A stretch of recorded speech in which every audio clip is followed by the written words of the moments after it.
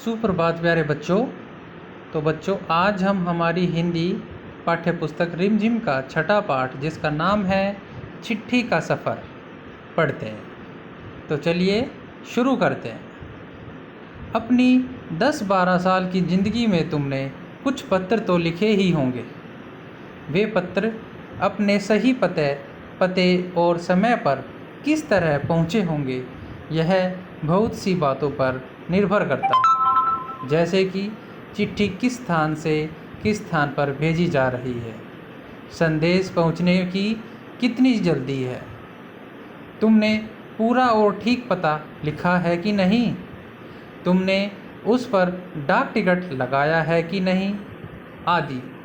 अब प्रश्न यह उठते हैं कि आखिर चिट्ठी पर डाक टिकट लगाया ही क्यों जाए?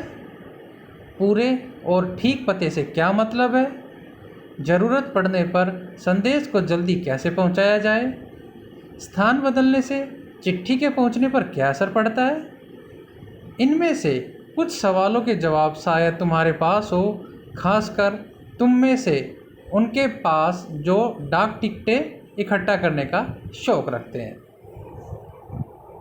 इन सवालों के जवाब के लिए ज़रा नीचे दिए गए लिफाफों को गौर से देखो। दोनों पतों को दी गई जगह पर लिखो। तो पहला जो लिफाफा है एक्सप्रेस डिलीवरी, और पते में लिखा है महात्मा गांधी, जहां हो वहां, वर्धा। और दूसरे लिफाफे में देख सकते हैं आप, लिखा है श्रीमान निर्देशक महोदय, राष्ट्रीय शैक्षणिक अनुसंधान, अरविंदो मार्ग, नई दिल्ली। एक लिफाफे में ये पता लिखा हुआ है और एक में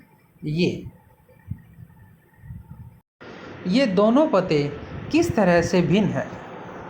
गांधी जी को भेजे गए पत्र में पते की जगह पर लिखा है महात्मा गांधी जी, जहां हो वहां, वर्धा, जबकि लिफाफे पर इमारत या संस्था से लेकर शहर तक का नाम लिखा हुआ है। पते में सबसे छोटी भौगोलिक इकाई से शुरू करके बड़ी की ओर बढ़े। छोटी से बड़ी भौगोलिक इकाई का मतलब यहाँ हुआ कि घर के नंबर के बाद गली मोहल्ले का नाम, फिर गांव, कस्बे, शहर के जिस हिस्से में है उसका नाम, फिर गांव या शहर का नाम।